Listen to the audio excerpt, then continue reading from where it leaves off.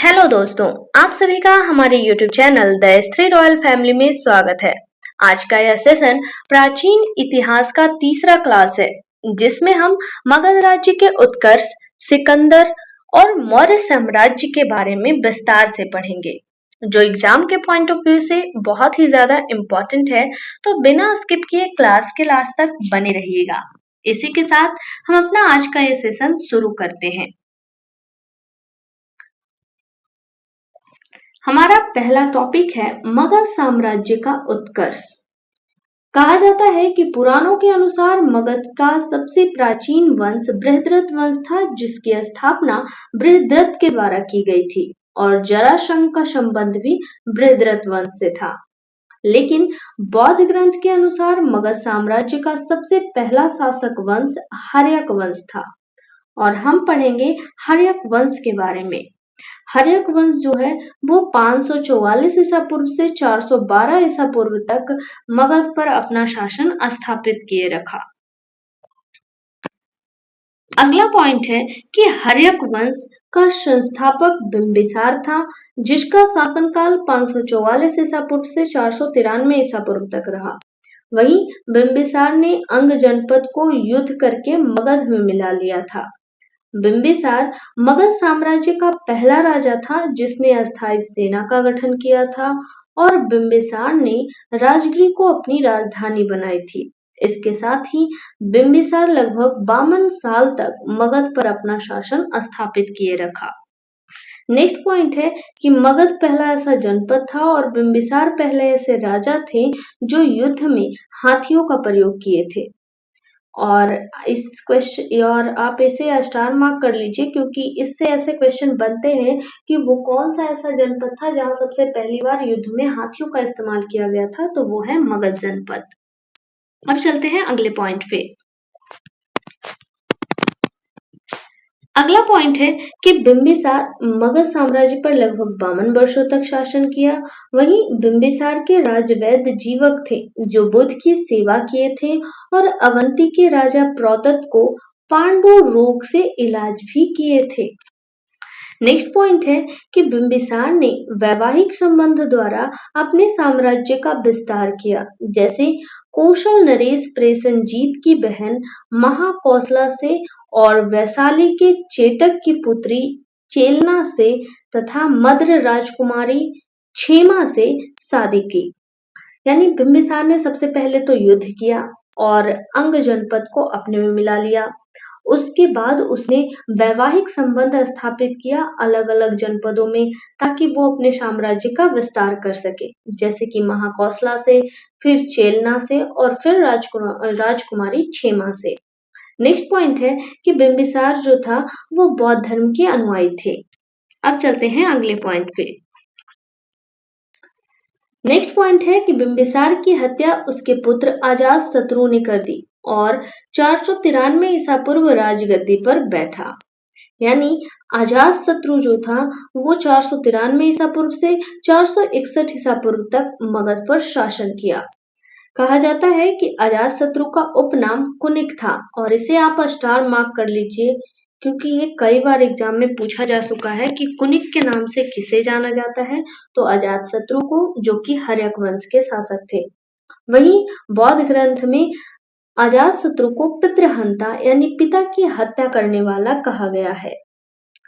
अगला पॉइंट है कि अजातशत्रु जैन धर्म के अनुयायी थे जिन्होंने 32 वर्षों तक मगध पर शासन किया। नेक्स्ट पॉइंट है कि अजातशत्रु ने वैशाली और काशी दोनों पर युद्ध करके विजय प्राप्त किया और इसे आप नोट पॉइंट कर लीजिए, क्योंकि मगध में अंग को किसने मिलाया? बिंबिसार ने। और उसके बाद अजातशत्रु ने वैशाली और काशी दो जगहों को अपने में विलय कर लिया। अगला पॉइंट है कि जो अजातशत्रु हैं उनके मंत्री वर्षाकार थे और पहली बौद्ध संगति भी अजातशत्रु के शासनकाल में राजगृह में हुआ था। वहीं बुद्ध और महावीर दोनों को निर्वाण यानी कि मृत्यु की प्राप्ति अजातशत्रु के शासनकाल में हुआ और इसे आप डबल स्टार कर लीजिए, क्योंकि एग्जाम में ये क्वेश्चन आ चुका है कि महात्मा बुद्ध और महावीर दोनों को मृत्यु की प्राप्ति या दोनों ने अपने प्राण का त्याग किसके शासनकाल में किया? तो अजातशत्रु के शासनकाल में। नेक्स्ट पॉइंट है कि 461 ईसा पूर्व अजातशत्रु की हत्या कर उनके बेटा उदयन ने मगध की गद्दी को संभाला और उदयन का शासनकाल 461 ईसा पूर्व से आगे तक रहा, जिसने पाटलिपुत्र शहर को बसाया और मगध की राजधानी बनाया। और इसे आप स्टार मार्क कर लीजिए क्योंकि एग्जाम में क्वेश्चन आता है कि पाटलिपुत्र शहर को किसने बसाया? तो उदयन ने बसाया। और मगध की राजधानी राजगृह से पाटलिपुत्र किसने स्थानांतरित की? तो उदयन ने की। अब चलते हैं अगले पॉइंट पे। अगला पॉइंट है कि उदयन जो है वो जैन धर्म के अनुयायी था। और नोट करने वाली बात यह है कि पाटलिपुत्र को पटना के नाम से शेरशाह सूरी ने बसाया था। यानी पाटलिपुत्र शहर को किसने बसाया? उदयन ने बसाया। लेकिन पाटलिपुत्र को पटना के नाम से किसने बसाया? तो वो है शेरशाह सूरी ने। और इसे भी आप स्टार मार्क कर लीजिएगा। नेक्स्ट पॉइंट है कि हर्यक वंश का अंतिम राजा उदयन का पुत्र नागदशक था। और ये जो अंतिम राजा होते हैं और जो संस्थापक होते हैं, इन दो नामों को आप स्पेशली याद रखिएगा। तो उस हिसाब से हर्यक वंश की जो स्थापना है वो बिंबिसार ने की और इसका सबसे अंतिम राजा नागदशक हुए।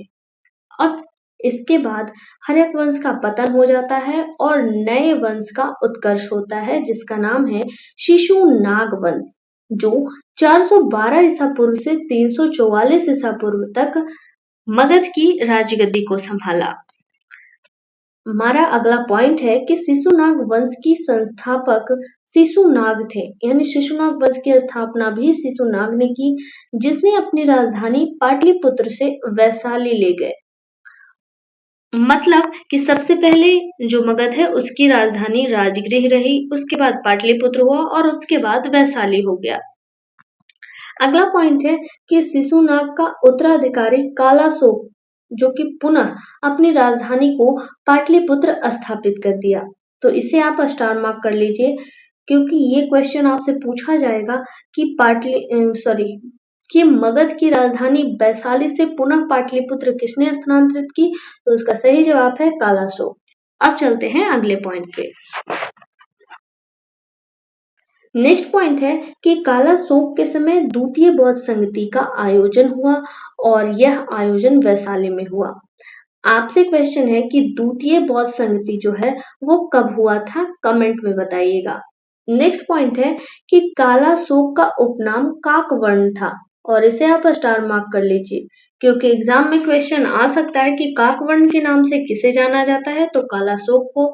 और पितृहंता के नाम से किसे जाना जाता है? तो अजातशत्रु को। नेक्स्ट पॉइंट है कि शिशुनाग वंश का अंतिम शासक नंदवर्धन था और इसे भी स्टार मार्क कर लीजिए क्योंकि शिशुनाग वंश की स्थापना शिशुनाग ने खुद की थी और इसका अंतिम शासक नंदीवर्धन है। अब इसके बाद अगले वंश यानी नंद वंश का उदय होता है शिशुनाग वंश के पतन के बाद। और नंद वंश 344 ईसा पूर्व से 322 ईसा पूर्व तक मगध का शासन संभाला। नेक्स्ट पॉइंट है कि नंद वंश के संस्थापक महापद नंद थे, जिनका उपनाम उग्रसेन था। और इसे आप स्टार मार्क कर लीजिएगा क्योंकि एग्जाम में ये क्वेश्चन आ चुका है कि नंद वंश की स्थापना किसने की थी? तो महापद नंद ने की थी। अगला पॉइंट है कि मगध साम्राज्य का सर्वाधिक विस्तार महापद नंद के शासन में हुआ था। अब चलते हैं अगले पॉइंट पे। कहा जाता है कि महापद नंद दक्षिण भारत में प्रवेश करने वाले पहले मगध के सम्राट थे और महापद नंद को एकराट की उपाधि धारण की थी। और इसे आप डबल स्टार कर लीजिए क्योंकि ये क्वेश्चन आ चुका है कि ये क्वेश्चन इस तरह से पूछा गया है कि एकराट की उपाधि किसने धारण की थी? तो महापद नंद ने। नेक्स्ट पॉइंट है कि पाणिनि मगध सम्राट महापद नंद के सबसे अच्छे मित्र थे और पाणिनि ने किस बुक की रचना की थी? तो वो था अष्टाध्यायी, जो कि संस्कृत की पहली पुस्तक मानी जाती है। नेक्स्ट पॉइंट है कि महापद नंद के बाद मगध का सम्राट घनानंद बना, जो नंद वंश का अंतिम शासक था। और घनानंद जो था वो सिकंदर के समकालीन था और इसे आप स्टार मार्क कर लीजिएगा ये क्वेश्चन आएगा कि सिकंदर किसके समकालीन था, तो वो है घनानंद। नेक्स्ट पॉइंट है कि घनानंद को चंद्रगुप्त मौर्य ने युद्ध में पराजित कर मगध पर एक नए वंश की स्थापना की जिसका नाम था मौर्य वंश। अब चलते हैं अगले पॉइंट पे। यहाँ से हम सिकंदर से रिलेटेड कुछ इंपॉर्टेंट फैक्ट को पढ़ेंगे जो एग्जाम में लगातार पूछे गए हैं और आपके आने वाले एग्जाम के लिए भी इम्पोर्टेंट है, तो इन सारे पॉइंट को आप ध्यान से सुनिएगा। पहला पॉइंट है कि सिकंदर का जन्म 356 ईसा पूर्व हुआ और उसके पिता का नाम फिलीपींस था। वहीं फिलीपींस 359 ईसा पूर्व में मकदूनिया का शासक बने, लेकिन 329 ईसा पूर्व में फिलीपींस की हत्या हो गई और सिकंदर के गुरु अरस्तु थे। तो सिकंदर का जन्म 356 में हुआ। उनके पिता जो थे वो फिलीपींस थे और उनके गुरु जो थे वो अरस्तु थे। और नोट करने वाली पॉइंट ये है कि अरस्तु जो थे उनके गुरु प्लूटो थे और प्लूटो के गुरु सुकरात थे। तो ये जो गुरु का मैटर है इन सभी को बिना कंफ्यूजन के ध्यान से याद रखिएगा। मैं एक बार और रिपीट कर देती हूँ क्योंकि ये एग्जाम में सीधा सीधा पूछा जा चुका है। पॉइंट है कि सिकंदर के गुरु अरस्तु थे, अरस्तु के गुरु प्लूटो थे और प्लूटो के गुरु सुकरात थे। अब चलते हैं अगले पॉइंट पे। अगला पॉइंट है कि सिकंदर भारत विजय अभियान 326 ईसा पूर्व शुरू किया था। वहीं सिकंदर के सेनापति सेल्यूकस निकेटर था जो और उसका जो जल सेनापति था वो निर्याकस था। और ये निर्याकस जो है इसे आप स्टार मार्क कर लीजिए क्योंकि पहले नॉर्मली जब सवाल आते थे तो उसमें यही होता था कि सिकंदर का सेनापति कौन था, तो सेल्यूकस निकेटर था। लेकिन अब एग्जाम जो है वो क्वेश्चन को टर्न करना शुरू कर दी है और अब वो पूछती है कि सिकंदर का जल सेनापति कौन था, तो उसका सही जवाब होगा निर्याकस।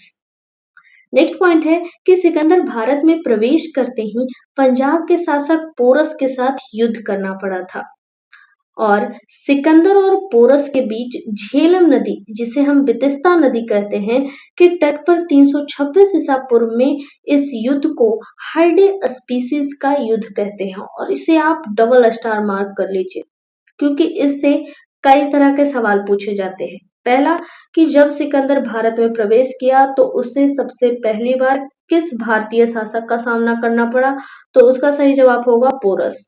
और दूसरा पॉइंट है कि सिकंदर और पोरस के बीच में किस नदी के तट पर युद्ध हुई, तो झेलम नदी के तट पर हुई। कब हुई, तो 326 ईसा पूर्व हुई। और हाइडे स्पीसीज का युद्ध किन दो शासकों के बीच हुआ, तो सिकंदर और पोरस के बीच हुआ। नेक्स्ट पॉइंट है कि सिकंदर की विशाल सेना ब्यास नदी को पार करने से इनकार कर दी और सिकंदर भारत विजय के अभियान में अधूरा रह गया। पॉइंट है कि सिकंदर स्थल मार्ग से 325 ईसा पूर्व भारत वापस लौट गया और सिकंदर ने भारत में आक्रमण के समय मगध के सम्राट घनानंद थे और इसे आप स्टार मार्क कर लीजिएगा क्योंकि क्वेश्चन पूछा जाता है कि जब भारत पर सिकंदर ने आक्रमण किया था उस समय मगध की समर सत्ता या फिर भारत की सत्ता कौन संभाल रहा था, तो वो थे घनानंद। नेक्स्ट है कि सिकंदर का प्रिय घोड़ा का नाम बाउकेफला था जिसके नाम के साथ सिकंदर ने झेलम नदी के तट पर एक शहर भी बसाया था। और बाउकेफला क्या था, तो वो सिकंदर के घोड़े का नाम था। नेक्स्ट है कि सिकंदर की मृत्यु 323 ईसा पूर्व मात्र 33 वर्ष की उम्र में बेबीलोन में हुआ था और बेबीलोन बहुत ही इंपॉर्टेंट जगह है एग्जाम के पॉइंट ऑफ व्यू से, तो इसे आप स्टार मार्क कर लीजिए क्योंकि सिकंदर की मृत्यु कहाँ हुई थी, तो बेबीलोन में हुई थी। अब यहाँ से शुरू होता है मौर्य साम्राज्य का उत्कर्ष जिससे एग्जाम में कई तरह के सवाल बनते हैं, तो इसके सारे फैक्ट को आप ध्यान से सुनिएगा। मौर्य साम्राज्य 322 ईसा पूर्व से 185 ईसा पूर्व तक भारत के शासन सत्ता को संभाली थी। अब चलते हैं आगे। अगला पॉइंट है कि मौर्य साम्राज्य का मगध पर शासन लगभग 137 सालों तक रहा। वहीं मौर्य वंश की स्थापना चंद्रगुप्त मौर्य के द्वारा 322 ईसा पूर्व चंद्रगुप्त मौर्य मगध के सम्राट बने, यानी मौर्य साम्राज्य की स्थापना चंद्रगुप्त मौर्य के द्वारा की गई और वो मगध के साम्राज्य कब बने, तो 322 ईसा पूर्व बने। नेक्स्ट पॉइंट है कि चंद्रगुप्त मौर्य के बाद उनके बेटे बिंदुसार 298 ईसा पूर्व मगध की गद्दी पर बैठे। नेक्स्ट पॉइंट है कि बिंदुसार के बाद 269 ईसा पूर्व सम्राट अशोक ने मगध की राजगद्दी संभाली और अशोक के बाद मगध का राजा कुणाल बना और उसके बाद अशोक के पोता दशरथ बने। और इसे आप स्टार मार्क कर लीजिएगा क्योंकि सीरियल वाइज हमें ये तो याद रहता है कि सबसे पहले चंद्रगुप्त मौर्य बने, फिर उनका पुत्र बिंदुसार बना और फिर सम्राट अशोक बने। लेकिन इसके बाद कौन बना, और यही सवाल एग्जाम में आते हैं। तो सम्राट अशोक के बाद कुणाल बने मगध के राजा और उसके बाद सबसे आखिरी शासक जो था वो अशोक के पोता दशरथ बने। अब चलते हैं अगला पॉइंट पे। अगला पॉइंट है कि मौर्य वंश का जो सबसे अंतिम शासक था वो था बृहद्रथ और जिसकी हत्या पुष्यमित्र शुंग ने कर दी थी। अब हम एक एक करके मौर्य साम्राज्य के राजाओं के बारे में पढ़ेंगे। तो सबसे पहला है सम्राट चंद्रगुप्त मौर्य जो 322 से 298 ईसा पूर्व तक मगध के राजा रहे। चंद्रगुप्त मौर्य जो है उनका जन्म 345 ईसा पूर्व हुआ था और चंद्रगुप्त मौर्य की माता का नाम मूरा था और उनके पिता का नाम नंद था। चंद्रगुप्त मौर्य ने नंद वंश के अंतिम शासक घनानंद को हराया और मौर्य वंश की स्थापना की या नींव रखी। और इसे आप स्टार मार्क कर लीजिएगा क्योंकि क्वेश्चन पूछा जाता है कि सम्राट चंद्रगुप्त मौर्य ने किसे हराने के बाद मौर्य साम्राज्य का नींव रखा, तो वो है नंद वंश का आखिरी शासक घनानंद को। अब चलते हैं अगले पॉइंट पे। अगला पॉइंट है कि घनानंद को हराने में चंद्रगुप्त मौर्य की सहायता उनके गुरु चाणक्य ने की थी और चाणक्य को विष्णुगुप्त कौटिल्य के नाम से भी जाना जाता है। कहा जाता है कि चाणक्य तक्षशिला विश्वविद्यालय के आचार्य थे और तक्षशिला विश्व का पहला विश्वविद्यालय था जो वर्तमान के पाकिस्तान में है। नेक्स्ट पॉइंट है कि चाणक्य चंद्रगुप्त मौर्य के प्रधानमंत्री थे और उन्होंने अर्थशास्त्र नामक पुस्तक लिखी थी जिसका संबंध राजनीति से है। चाणक्य जो थे वो चंद्रगुप्त मौर्य के प्रधानमंत्री थे और उन्होंने अर्थशास्त्र नामक पुस्तक लिखी थी। नेक्स्ट पॉइंट है कि जस्टिन ने, और इसे आप स्टार मार्क कर लीजिएगा क्योंकि ये एग्जाम में आ चुका है। पॉइंट है कि जस्टिन ने चंद्रगुप्त मौर्य को सैंड्रोकोटस कहा और इसकी पहचान विलियम जोन्स के द्वारा की गई थी। और ये क्वेश्चन एग्जाम में आ चुका है कि सैंड्रोकोटस किसे कहा जाता है, तो चंद्रगुप्त मौर्य को कहा जाता है और यह किसने कहा था, तो जस्टिन ने कहा था। नेक्स्ट पॉइंट है कि विशाखा दत्त की पुस्तक जिसका नाम है मुद्रा राक्षस, उसमें चंद्रगुप्त मौर्य के लिए वृषल का तात्पर्य होता है निम्न कुल में उत्पन्न शब्द का इस्तेमाल किया गया है। अगला पॉइंट है कि चंद्रगुप्त मौर्य 322 ईसा पूर्व मगध के सम्राट बने जो जैन धर्म के अनुयायी थे और इसे आप स्टार मार्क कर लीजिए क्योंकि क्वेश्चन पूछा जा चुका है कि चंद्रगुप्त मौर्य किस धर्म के अनुयायी थे, तो वो है जैन धर्म। अगला पॉइंट है कि 305 ईसा पूर्व चंद्रगुप्त मौर्य ने सेल्यूकस निकेटर के बीच युद्ध हुआ और उसमें चंद्रगुप्त मौर्य की विजय हुई। मतलब ये सवाल ऐसे पूछे जाएंगे कि चंद्रगुप्त मौर्य और सेल्यूकस निकेटर के बीच युद्ध कब हुआ था, तो 305 ईसा पूर्व हुआ था। कहा जाता है कि 305 ईसा पूर्व हुए इस युद्ध के बाद सेल्यूकस निकेटर ने अपनी बेटी कार्नेलिया जिसे हेलेना कहा जाता था उनकी शादी चंद्रगुप्त मौर्य से करा दी और साथ ही दहेज में 4 प्रांत काबुल, कंधार, हेरात और मकराना दे दिया। और इसे आप डबल स्टार कर लीजिए क्योंकि ये क्वेश्चन पूछा जा चुका है कि सेल्यूकस निकेटर की बेटी कौन थी जिसकी शादी चंद्रगुप्त मौर्य से कराई गई, तो उसका नाम है कार्नेलिया या फिर हेलेना। और दहेज में कौन कौन से 4 प्रांत दिए गए, तो काबुल, कंधार, हेरात और मकराना।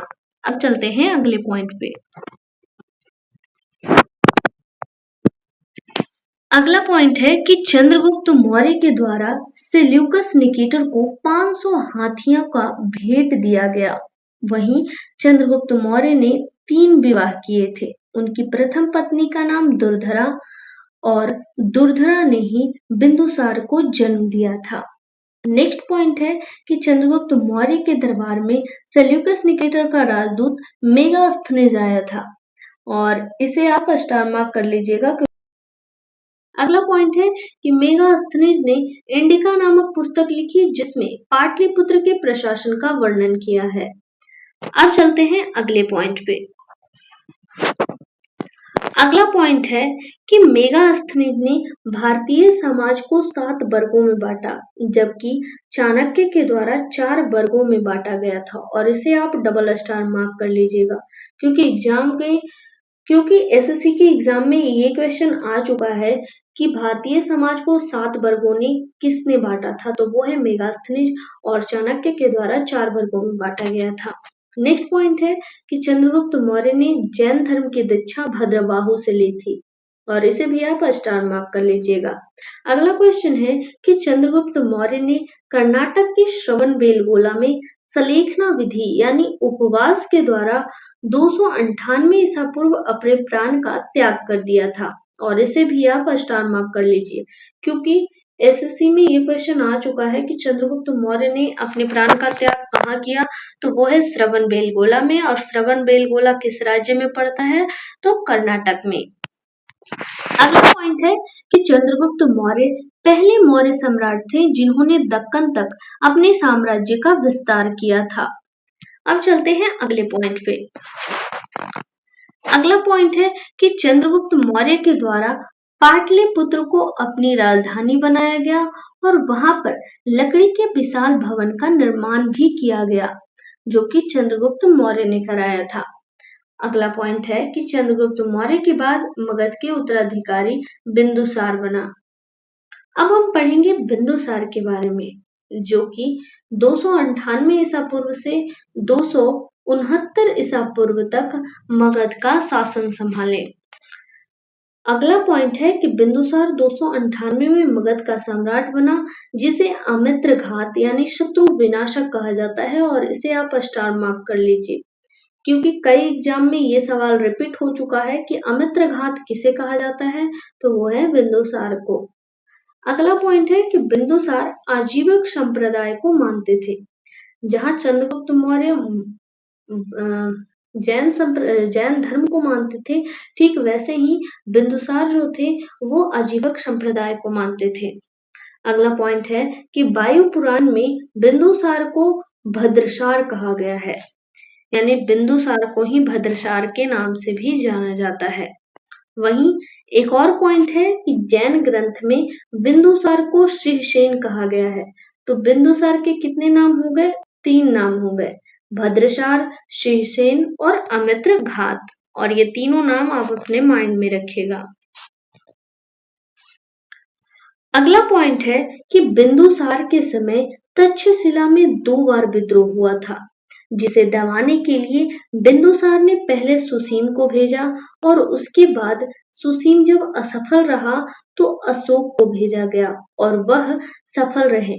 वहीं बिंदुसार के बाद मगध की गद्दी पर अशोक बैठा, यानी कि जो तक्षशिला था वो भारत साम्राज्य का बहुत बड़ा हिस्सा था, लेकिन जब विद्रोह हुआ तो बिंदुसार इस विद्रोह को दबाने के लिए अपने दोनों पुत्र सुसीम और सम्राट अशोक, इन दोनों को बारी बारी से भेजा, लेकिन सुसीम के असफल होने के बाद जैसे ही सम्राट अशोक इस मामले को सिमटा लिए तो बिंदुसार बहुत प्रसन्न हुए, और उनके बाद मगध की सारी समर सत्ता सम्राट अशोक के हाथ में सौंप दी गई। पॉइंट है कि बिंदुसार ने सीरिया के शासक एंटियोकस फर्स्ट से मदिरा, सूखा अंजीर और एक दार्शनिक भेजने की प्रार्थना की थी, और इसे आप डबल स्टार नहीं ट्रिपल स्टार लगा लीजिए, क्योंकि स्टेटमेंट वाइज ना जाने कितनी बार ये क्वेश्चन एग्जाम में आ चुका है कि बिंदुसार ने किस शासक से मदिरा, सूखा अंजीर और एक दार्शनिक भेजने की प्रार्थना की थी या फिर संदेश भेजा था, तो वो है सीरिया के शासक एंटियोकस से। ठीक है, अब चलते हैं अगले पॉइंट पे। तो यहाँ पर बिंदुसार का जो सामर्शकता थी वो समाप्त हो चुकी, और अब होता है सम्राट अशोक का शासनकाल शुरू। जो सम्राट अशोक है वो 269 ईसा पूर्व से 232 ईसा पूर्व तक मगध की गद्दी पर विराजमान रहे। पॉइंट है कि सम्राट अशोक की माता का नाम सुभद्रांगी था और पिता का नाम बिंदुसार था, और उनकी माता का नाम सुभद्रांगी था। इसे आप स्टार पॉइंट कर लीजिए क्योंकि ये एग्जाम में रिपीट होने वाला है। अगला पॉइंट है कि अशोक मगध के सम्राट बनने से पहले अवंती के राज्यपाल थे, और ये भी एग्जाम में आ चुका है। नेक्स्ट है कि सम्राट अशोक राजगद्दी पर 269 ईसा पूर्व बैठे और उसमें ठीक 8 साल बाद कलिंग का युद्ध हुआ, और ये बहुत बार एग्जाम में आ चुका है, तो इसे भी आप स्टार मार्क कर लीजिए कि सम्राट अशोक राजगद्दी पर कब बैठे, तो 269 ईसा पूर्व, और अपने सम्राट बनने के ठीक कितने साल बाद उन्होंने कलिंग युद्ध लड़ा, तो 8 साल बाद। नेक्स्ट पॉइंट है कि कलिंग युद्ध 261 ईसा पूर्व हुआ, जिसका वर्णन सम्राट अशोक के 13वें शिलालेख में किया गया है, और ये भी एग्जाम के पॉइंट ऑफ व्यू से बहुत ज्यादा इम्पोर्टेंट है। अगला पॉइंट है कि कलिंग जो है वो वर्तमान के उड़ीसा में है, जिसकी राजधानी तोसली थी। वहीं कलिंग युद्ध के बाद सम्राट अशोक को लाखों लोगों के खून देखकर हृदय परिवर्तन हो गया था। अगला पॉइंट है कि सम्राट अशोक ने भेरी घोष यानी युद्ध की नीति की जगह धम्म घोष यानी शांति की नीति को अपना लिया। उपगुप्त नामक बौद्ध भिक्षु से सम्राट अशोक ने बौद्ध धर्म की दीक्षा ली। जैसे चंद्रगुप्त मौर्य ने जैन धर्म की शिक्षा भद्रबाहु से ली, ठीक वैसे ही सम्राट अशोक ने बौद्ध धर्म की शिक्षा उपगुप्त से ली। अगला पॉइंट है कि सम्राट अशोक पहले ऐसे शासक रहे जिन्होंने अपनी प्रजा को संदेश देने के लिए शिलालेख का निर्माण कराया, और इसे आप स्टार मार्क कर लीजिए क्योंकि क्वेश्चन आ चुका है कि सबसे पहला वो कौन सा शासक था जिसने शिलालेख का निर्माण कराना शुरू किया, तो वो है सम्राट अशोक। एक और पॉइंट है कि पूरे विश्व भर में बौद्ध धर्म के विस्तार का श्रेय सम्राट अशोक को जाता है। यानी सम्राट अशोक ने जैसे ही धर्म की नीति अपनाई, उन्होंने बौद्ध धर्म का प्रचार प्रसार शुरू कर दिया। अगला पॉइंट है कि सम्राट अशोक ने अपनी पुत्री संघमित्रा और अपने पुत्र महेंद्र को श्रीलंका में बौद्ध धर्म के प्रचार प्रसार के लिए भेजा था। और नेक्स्ट पॉइंट है कि सम्राट अशोक के द्वारा शिलालेख, स्तंभलेख और गुहालेख जैसे अभिलेखों का निर्माण कराया गया। और नोट करने वाली बात यह है कि अभिलेखों का अध्ययन करने की शाखा को एपिग्राफी कहते हैं। अब चलते हैं अगले पॉइंट पे। अगला पॉइंट है कि सम्राट अशोक के शिलालेखों की खोज सबसे पहले टी पैंथेलर ने किया था 1750 में, और सम्राट अशोक के शिलालेख को सबसे पहले जेम्स प्रिंसेप ने 1837 में पढ़ा था। और ये दोनों पॉइंट डबल स्टार कर लीजिए क्योंकि ये एसएससी के एग्जाम में आ चुका है कि सम्राट अशोक के शिलालेख को सबसे पहले किसने खोजा, तो टी पैंथेलर ने खोजा, और सबसे पहले किसने पढ़ा, तो जेम्स प्रिंसेप ने पढ़ा। अब चलते हैं अगले पॉइंट पे।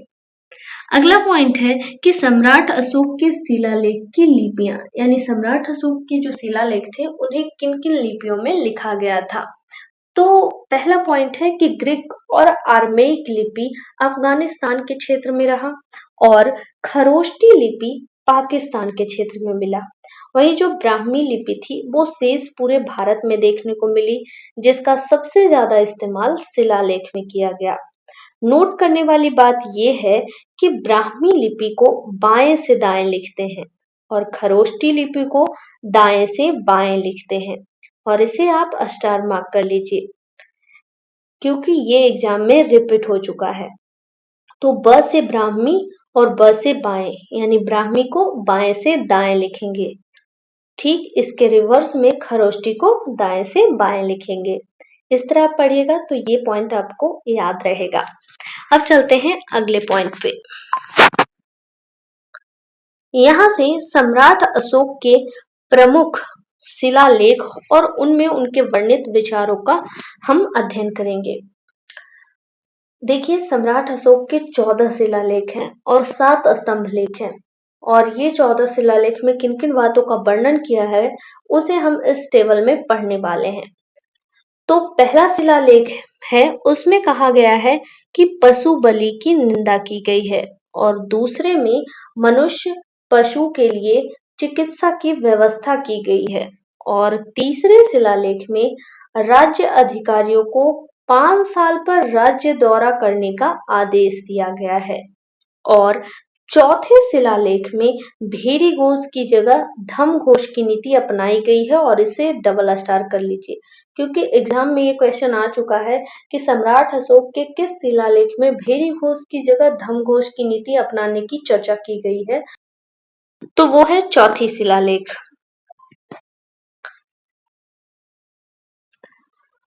पांचवें शिलालेख में धर्म महामात्र की नियुक्ति की गई है, यानी जो धर्म के प्रचार प्रसार करने का सबसे सीनियर व्यक्ति होगा। और छठे शिलालेख में आत्मनियंत्रण की शिक्षा दी गई है। और सातवें शिलालेख में धार्मिक सद्भाव और सहिष्णुता का चर्चा है। और सातवें शिलालेख को आप स्टार मार्क कर लीजिएगा, क्योंकि ये सबसे बड़ा शिलालेख है। यानी सम्राट अशोक का सबसे बड़ा शिलालेख कौन सा है, तो वो है 7वां शिलालेख। और 8वें शिलालेख में सम्राट अशोक के तीर्थ यात्रा का उल्लेख है। और 9वें में सच्ची भेंट और सच्ची शिष्टाचार का उल्लेख है। और 10वें शिलालेख में अधिकारियों को आदेश दिया गया है कि जनता के भलाई के बारे में सोचें। और 11वें शिलालेख में धम्म की व्याख्या की गई है। और 12वें शिलालेख में स्त्री धर्म महामात्र की नियुक्ति की गई है। अब चलते हैं आगे। वहीं 13वें शिलालेख, जो कि एग्जाम के पॉइंट ऑफ व्यू से बहुत ज्यादा इंपॉर्टेंट है, इसमें कलिंग युद्ध और सम्राट अशोक के हृदय परिवर्तन का उल्लेख किया गया है। और कलिंग युद्ध 261 ईसा पूर्व हुआ था, सम्राट अशोक के राजा बनने के 8 साल बाद। वहीं 14वें शिलालेख में जनता को धार्मिक जीवन जीने के लिए प्रेरित करने के लिए चर्चा किया गया है। नोट करने वाला पॉइंट ये है कि अशोक के द्वारा 14 शिलालेख और 7 स्तंभलेख लिखे गए हैं। और 14 शिलालेखों में किन किन विषयों की चर्चा की गई है वो मैंने आपको समझा दिया। अब चलते हैं अगले पॉइंट पे। अगला पॉइंट है कि सम्राट अशोक के महत्वपूर्ण अभिलेख। हमने शिलालेख को पढ़ लिया, अब हम पढ़ेंगे अभिलेख को। पॉइंट है कि मास्की, गुर्जर और नेतुर और उडेगोलम के लेखों में सम्राट अशोक का नाम अशोक मिलता है। और इसे आप डबल स्टार कर लीजिए, क्योंकि एग्जाम में सीधे सीधे क्वेश्चन आता है कि सम्राट अशोक को अपने आप को अशोक किन किन शिलालेखों में कहा है, तो वो मास्की, गुर्जर, नेतूर और उडेगोमल में है। नेक्स्ट पॉइंट है कि सम्राट अशोक को अधिकतर अभिलेख में देवनाम प्रिय या देवनाम प्रियदर्शी यानी देवताओं का प्यारा शब्द इस्तेमाल किया गया है। और इससे क्वेश्चन पूछा जाएगा कि देवनाम प्रिय किस राजा को कहा जाता है, तो वो है सम्राट अशोक। अगला पॉइंट है कि भाब्रू अभिलेख, जो कि राजस्थान में है, उसमें अशोक ने स्वयं को मगध का सम्राट कहा है। और इसे आप स्टार मार्क कर लीजिए, क्योंकि सीधे सीधे एग्जाम में क्वेश्चन आएगा कि सम्राट अशोक ने स्वयं को मगध का सम्राट किस शिलालेख में, सॉरी किस अभिलेख में कहा है, तो वो है भाब्रू अभिलेख। अगला पॉइंट है कि कौशाम्बी अभिलेख को रानी का अभिलेख कहते हैं, और इसे भी आप स्टार मार्क करिएगा कि रानी अभिलेख किस अभिलेख को कहते हैं, तो वो है कौशाम्बी। अगला पॉइंट है कि सम्राट अशोक का सबसे लंबा शिलालेख 7वां शिलालेख है, जिसमें धार्मिक सद्भावना और सहिष्णुता का वर्णन है। हालांकि ये पॉइंट मैंने आपको पीछे भी पढ़ा दिया है, तो इसे भी आप स्टार मार्क कर लीजिए। अब चलते हैं अगले पॉइंट पे। अगला पॉइंट है कि सम्राट अशोक का 13वां शिलालेख सबसे छोटा शिलालेख माना जाता है, जिसमें कलिंग युद्ध और अशोक के हृदय परिवर्तन का वर्णन है। वहीं सम्राट अशोक के 7 स्तंभलेख और उससे संबंधित जानकारियों का चर्चा करते हैं। तो पहला है प्रयाग स्तंभलेख।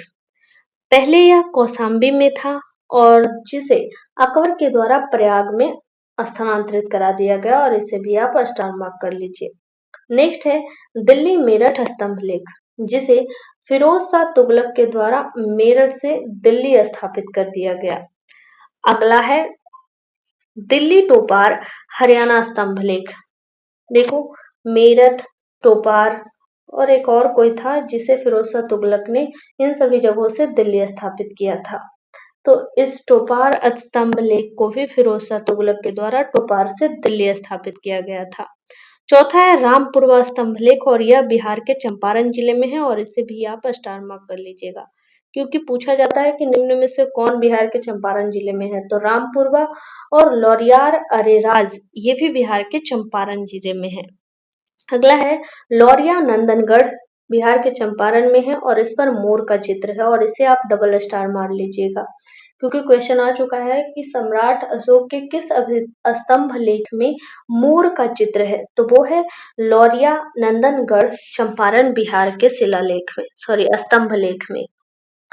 नेक्स्ट है रुम्मनदेई स्तंभ लेख। रुम्मनदेई जो है वो लुम्बिनी नेपाल में है और इसे सबसे छोटा स्तंभ लेख माना जाता है।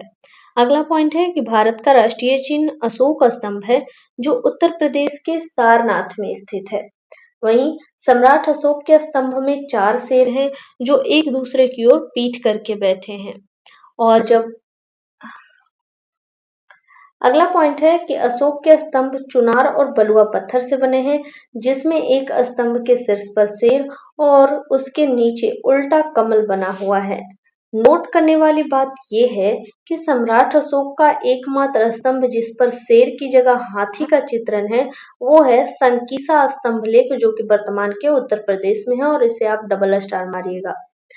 कि पहला जो भारत का चिन्ह बना अशोक स्तंभ वो तो उत्तर प्रदेश के सारनाथ में है ही, लेकिन एक ऐसा सम्राट अशोक का स्तंभ जिस पर शेर की जगह हाथी का चित्रण है तो वो है संकीसा और वो है उत्तर प्रदेश में।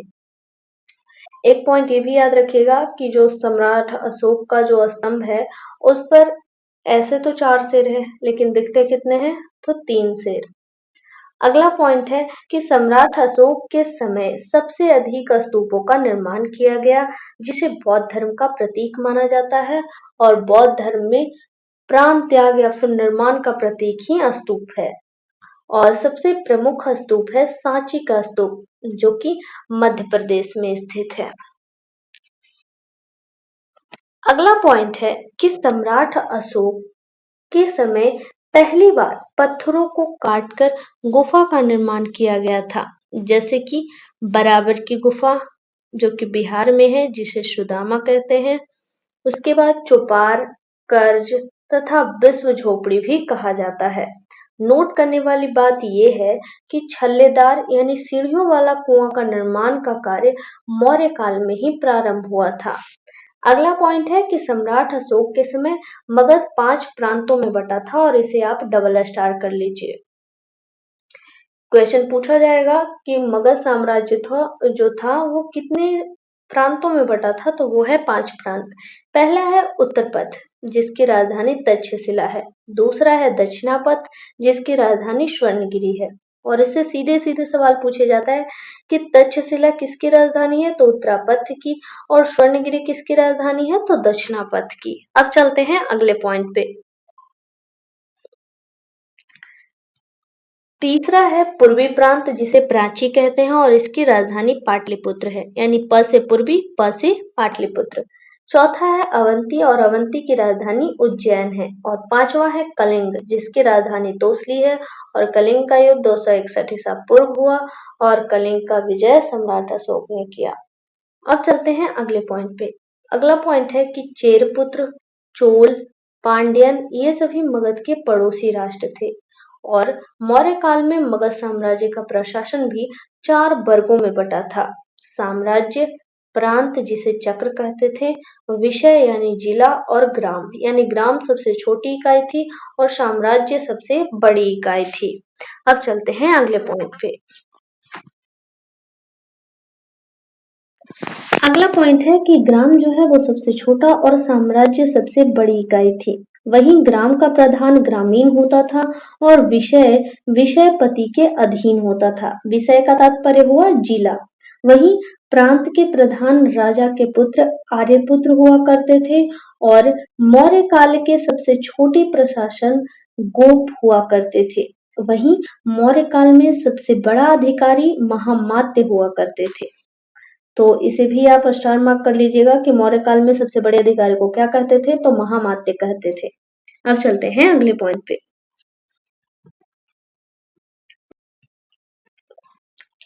नेक्स्ट पॉइंट है कि मौर्य प्रशासन में न्यायाधिकारी को राजउक कहते थे और राजउक को आप स्टार मार्क कर लीजिएगा क्योंकि सीधे सीधे क्वेश्चन पूछा जाएगा कि मौर्य प्रशासन में राजउक किसे कहा जाता था, तो वो है न्यायाधिकारी को। अगला पॉइंट है कि मौर्य काल में धर्म के प्रचार प्रसार करने वाले शीर्ष अधिकारी को धम्म महामात्य कहा जाता था और मौर्य काल में गुप्तचर या जासूस को चर कहा जाता था। यानी मौर्य काल में चर का तात्पर्य क्या होता था, तो गुप्तचर होता था या फिर जासूस होता था। वहीं एक जगह रहकर जासूसी करने वाले को गुढ़ पुरुष और घूम घूम कर जासूसी करने वाले को संचार कहते थे। अब चलते हैं अगले पॉइंट पे। मौर्य प्रशासन के कुछ अधिकारी के पद हैं जैसे कि समाहर्ता। समाहर्ता किसे कहते थे, कर निर्धारित करने वाले अधिकारी को समाहर्ता कहते थे और शनिधाता भंडारण या फिर गृह कोषाधिकार के संरक्षक को शनिधाता कहते थे। और इन दोनों को आप स्टार मार्क कर लीजिएगा क्योंकि सीधे सीधे एग्जाम में क्वेश्चन आते हैं कि मौर्य साम्राज्य में शनिधाता का क्या तात्पर्य था, तो भंडार गृह या कोषाधिकारी। और समाहर्ता किसे कहते थे, जो निर्धारित करते थे कर को। अगला पॉइंट है कि मौर्य काल में सरकारी भूमि को शीता भूमि कहते थे और बिना वर्षा अच्छी खेती होने वाले भूमि को अदेव मात्रक कहा जाता था। वहीं मौर्य काल में अनाज को द्रोण से मापा जाता था और इसे भी आप स्टार मार्क कर लीजिएगा कि मौर्य काल में मापन की इकाई क्या थी, तो वो थी द्रोण। और मौर्य काल में चलने वाले सिक्के को पन कहा जाता था, यानी उस समय जो सिक्के चलते थे उसे पन कहा जाता था और जो मापन की इकाई थी वो थी द्रोण। अगला पॉइंट है कि मौर्य काल में 1/4 या फिर 1/6 के रूप में कर वसूला जाता था जो अनाज के रूप में लिया जाता था। वहीं मौर्य काल में स्वतंत्र रूप से वैश्यावृत्ति को अपनाने वाली महिला को रूपक जीवा कहा जाता था और रूपक जीवा को आप अपने माइंड में रखिएगा क्योंकि क्वेश्चन पूछा जा सकता है कि मौर्य काल में स्वतंत्र रूप से वैश्यावृत्ति अपनाने वाली महिला क्या कहलाती थी, तो रूपक जीवा कहलाती थी। अगला पॉइंट है कि मेगास्थनीज के अनुसार मौर्य काल में एग्रोनोमाई सड़क निर्माण अधिकारी होता था और ये ना जाने कितने बार एग्जाम में पूछा जा चुका है, तो इसे आप डबल स्टार मार्क कर लीजिए कि एग्रोनोमाई क्या होता था, सड़क निर्माण अधिकारी होता था। नोट करने वाला पॉइंट ये है कि नंद वंश के विनाश करने में चंद्रगुप्त मौर्य ने कश्मीर के राजा प्रवर्तक से सहायता ली थी और इसे भी स्टेटमेंट वाइज क्वेश्चन में पूछा जा चुका है। अगला पॉइंट है जो कि एक नोट पॉइंट है कि सम्राट अशोक के समय विदेशी राजदूत डियानीसियस मिस्र के राजा टॉलमी फाइलेडियस के दरबार में आए थे और मौर्य वंश का अंतिम राजा बृहद्रथ था जिसके सेनापति पुष्यमित्र शुंग थे और उसने बृहद्रथ की हत्या कर दी 150 ईसा पूर्व में और मगध पर शुंग वंश की नींव रखी गई। तो आज का यह क्लास मौर्य साम्राज्य के पतन के साथ ही समाप्त होता है। आई होप आप सभी को ये सेशन अच्छा लगा होगा। इस क्लास को ज्यादा से ज्यादा लाइक एंड शेयर करें और अपना बहुत सारा प्यार दें। तब तक के लिए अपना ख्याल रखें। मिलते हैं अगले वीडियो में। Thanks for watching.